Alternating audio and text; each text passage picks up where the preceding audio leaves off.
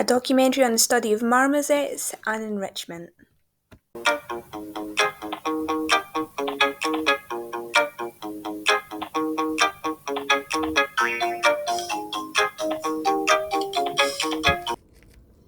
In the UK, zoos are strictly governed by legislation, both for the welfare of the animals and the safety of employees and the public. Regular checks and inspections are done by the local councils in the area. Freedoms, also known as Bramble's 5 freedoms, dictate the base level of care that an animal receives in the UK.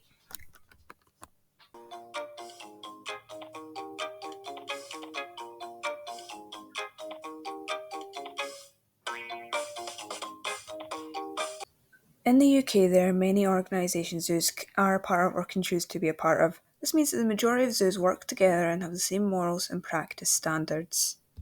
This can be seen in their record keeping, dietary provisions, enrichment provisions, hygiene levels, and conservation plans.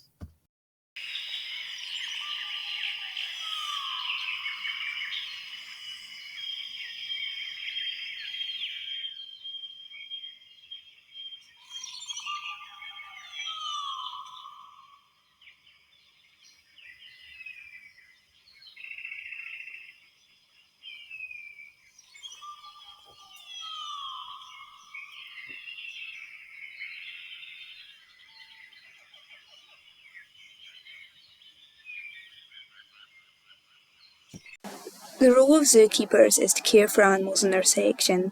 A large part of their job is based around preventative healthcare. Daily observations are done to check for injuries, developing uncharacteristic behaviour, and watching the interactions between the animals. Records are kept around the animals' eating habits, interactions, possible ailments, and behaviours. Any worrying findings are recorded and discussed with vets and other members of staff and other zookeepers.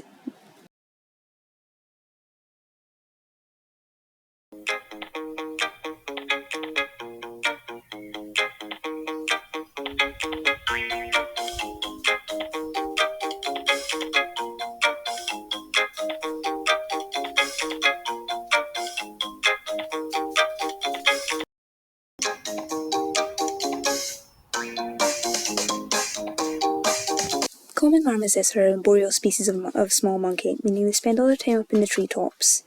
They are gumnivores, meaning they will use their sharp teeth and claws to pull bark off of trees so they can get to the sap underneath. They will also eat fruits and small insects. When in captivity, human-grade fruit has more sugars in it than the natural counterparts. This means that they should be fed more vegetables, as that closely aligns with the nutrients they receive whilst in the wild.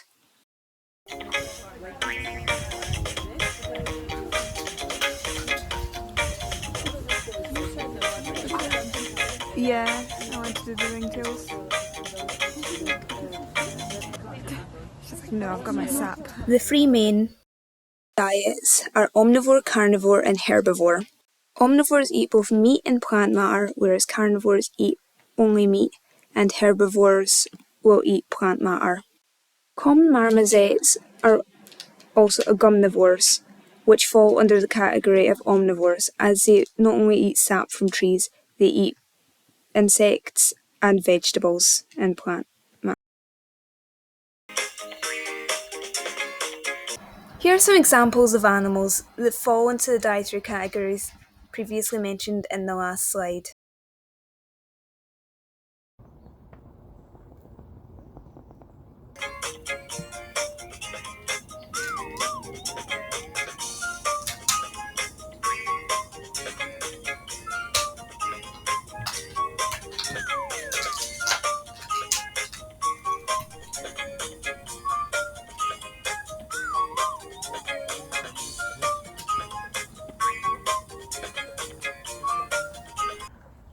When exotic animals are kept in captivity, zookeepers try their hardest to maintain their wildness and encourage them to act as naturally as possible. There are, however, different factors that can cause uncharacteristic behaviours to develop in animals. This can be temperature, enclosure placement, sizing, and medical conditions, just to name a few causes.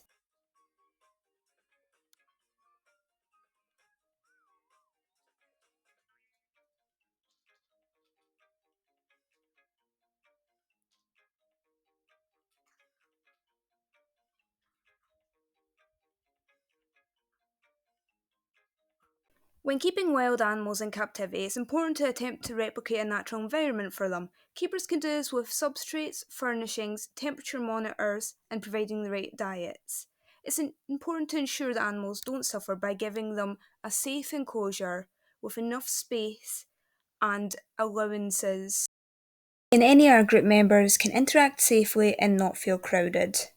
Keepers bring into the enclosures not only keep the animal physically healthy but emotionally as well. These can be furnishings such as climbing frames and platforms, as well as heat sources and enrichment devices.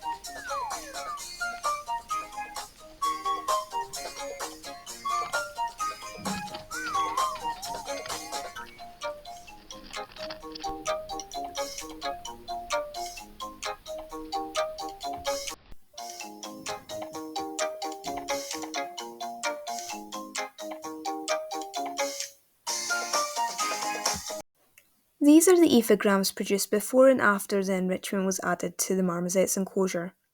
Ephograms are used to document animals' behaviours during a time of observation. We've got gum in that for you guys. New. Go back in there. Thanks to marmosets being naturally inquisitive, we didn't have to wait long to see the results of them interacting with the enrichment devices.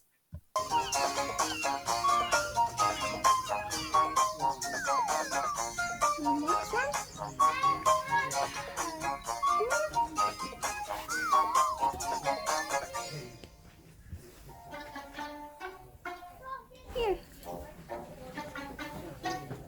What have I got for you?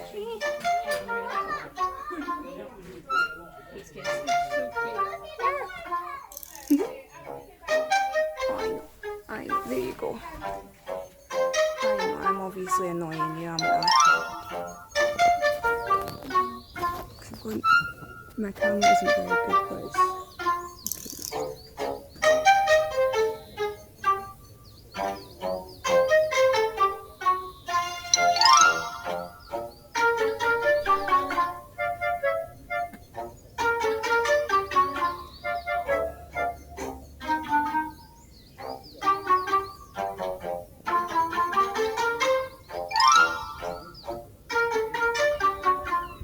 You're definitely braver than you.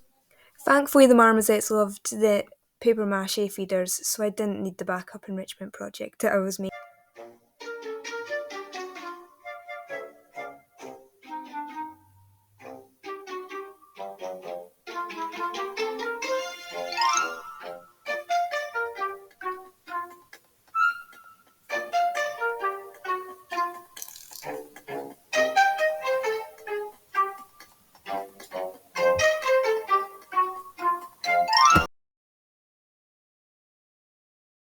Welfare sheets essentially look at what's good, bad, and can be improved about enclosures or the care of animals in captivity.